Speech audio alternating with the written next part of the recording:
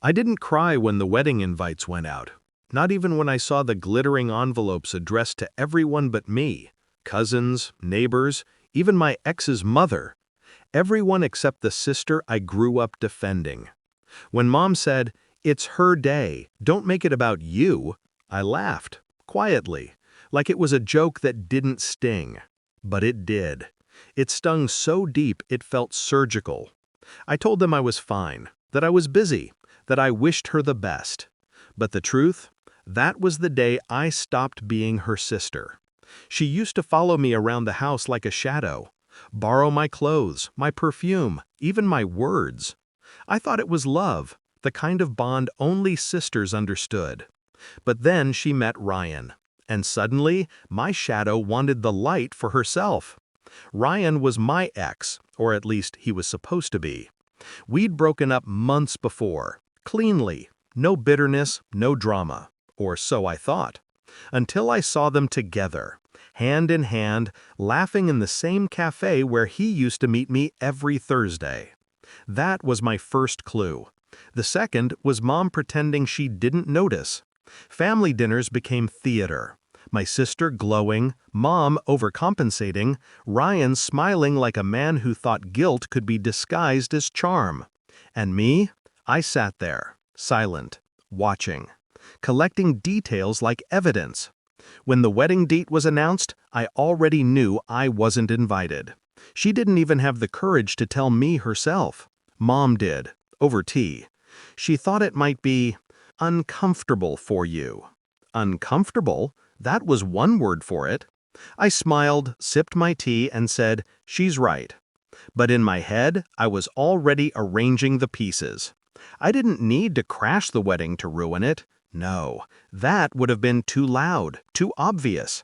I wanted something quieter, permanent, something that would make them remember me every time they looked at each other. Ryan was predictable, ego wrapped in politeness, the kind of man who believed he could outsmart anyone who loved him. So I let him think he could. A week before the wedding, I sent him a message. "I found your cufflinks, the gold ones. Want them back before the big day?" He took the bait. He came over, alone. I didn't have the cufflinks, of course. What I had were screenshots, messages he'd sent another woman months ago. Explicit, reckless, stupid. I'd found them long before the wedding, in the old shared drive he never thought to disconnect. When I showed him, his face drained of color. It was a mistake," he stammered. I smiled. I know.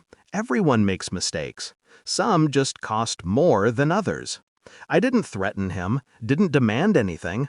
I simply sent the photos to my sister's bridal stylist, her best friend, and her maid of honor. Accidentally. People love gossip, especially when it's dressed in white. The morning of the wedding, my phone was silent. Peaceful. I made coffee, sat by the window, and scrolled through old photos of us, me and my sister, before everything soured.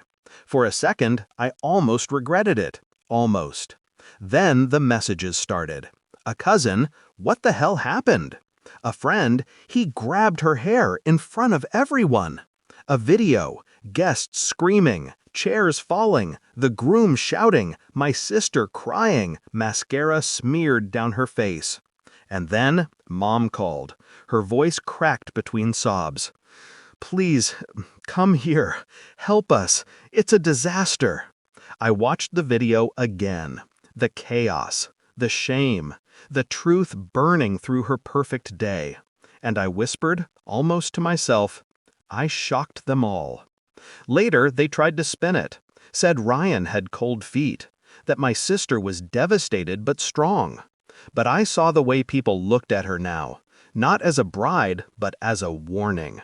She tried calling me once. I didn't answer. Some silences are sacred. Now, every time I pass that cafe, I see the reflection of who I used to be. Soft, forgiving, eager to please. She's gone. What's left is someone who understands the art of restraint. Revenge isn't about rage, it's about control. It's about waiting for the moment when the world turns on its own and all you have to do is watch. I didn't ruin her wedding. I simply revealed what was already there. The cracks, the lies, the things she tried to bury under white silk and flowers. And when the dust settled, when Mom stopped crying and the whispers died down, I felt something I hadn't felt in months. Peace. Because sometimes justice doesn't come with noise. Sometimes it comes with silence, and the sound of everyone finally seeing the truth.